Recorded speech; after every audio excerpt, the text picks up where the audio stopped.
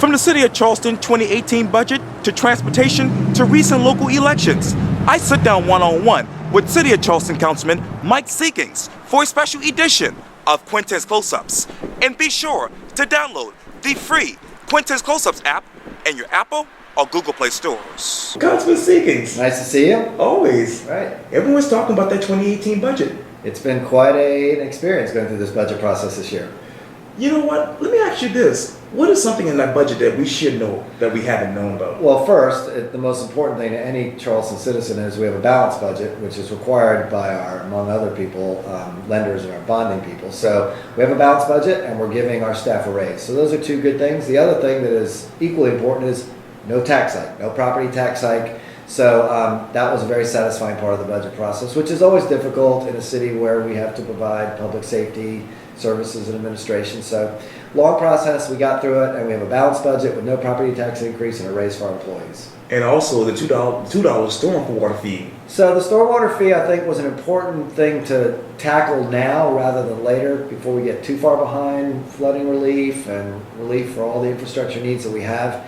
Hate to see fees going up, but these are fees that are going to be put to a good cause, which is our flooding needs and infrastructure. And the way that the fees are collected, it's really balanced across the entire community rather than property tax, which is a regressive tax. So to start for us, we're going to have to go to other places to look to find funding for our flooding relief needs.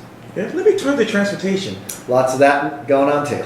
And as a matter of fact, Carter has a new bus shelter at the Charleston International Airport. It's exciting to go up and cut the ribbon at the new bus shelter at the Charleston International Airport. The airport's been a good partner for us at CARTA. The shelter not only is it a nice facility, but it's a good symbolic facility for us to show that we're committed to transit in the region. Right. And what better place to go than the airport, where 4 million people are coming in and out every year. We can get them onto a bus, get them downtown in 35 minutes for $3.50. Right. Cheaper than any other form of transportation, more efficient, drops you off at the visitor center. So a really good hub of transit for people in the community that people are using. The day that we actually were cutting the ribbon on the shelter, right, the bus came through and it was early. So get out there, get on the bus for $3.50, come on downtown. And the disclaimer, I tried it this summer, I loved it. It's great. Yeah. I mean, we've got Wi-Fi on the Right. bus, we're using a new bus, it's an express route.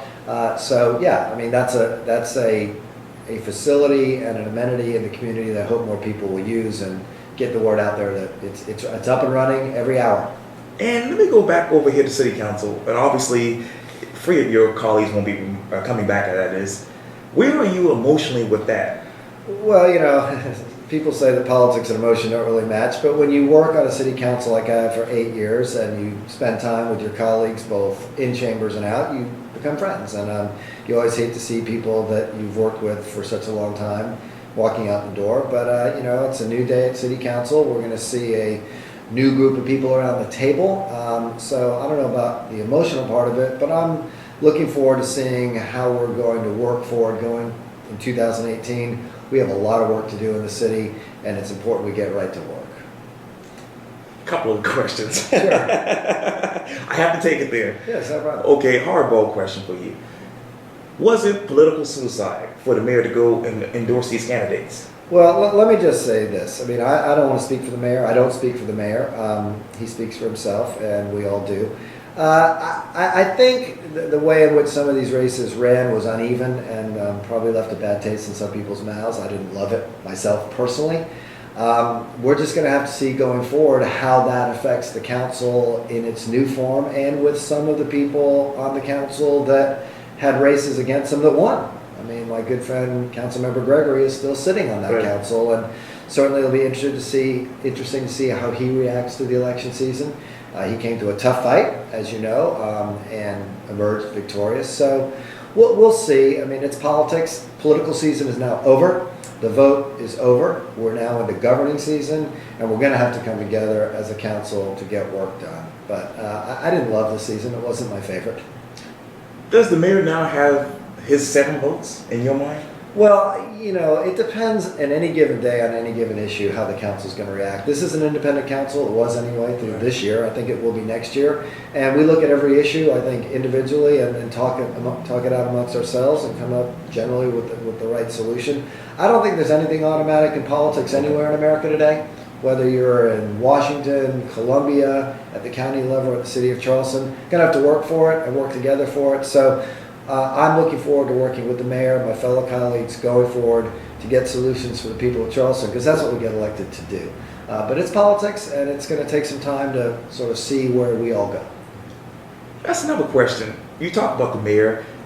How close are you guys to becoming really a strong council, weak mayor in your mind? Well, I think those words get used a lot, and I don't think things change that dramatically. Every one of us who sits on the council, from the mayor to District 1 through District 12, Right. gets the same number of votes on the city council. One, the mayor votes, we all vote. And I think that we've got a council that the people who we represent have asked us to go and be a voice for our districts, and also to come together and be a voice for the city collectively. So I think the good news for the citizens of Charleston is, through this political process, we now have a council that does have a voice, both individually, and we'll see if it comes collectively.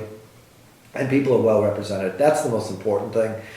This whole what's strong and what's weak, I think we need to be strong together, and to the extent there's differences, talked about, work them through, and in the end, make sure we do what the people who elected us to do, asked us for, and that is to provide really government 101. Government services, public safety. We need to get a police chief and a fire chief in place. We need to deal with flooding and infrastructure desperately, and transportation. Those are the things in 2018 we need to work towards, and I think we need to do it as a strong council all together. 2020, does Mayor Seeking sound right in your mind? Yeah, look, I just got through an election season, which, by the way, I think I'm one of the rare people standing around these Right. days that is a still elected Right. incumbent Right. council member, or any elected Right. official in the Low Country. So I am happy in the seat that I'm in now. We're going to work towards making sure that we move the city forward, and we'll see what goes somewhere in the future. I can't see in the future. I don't know. Councilman Mike Seekins, thank you so much for your time. I really appreciate Sure, this. no problem. Yeah, thank you. Thanks. Yes, sir.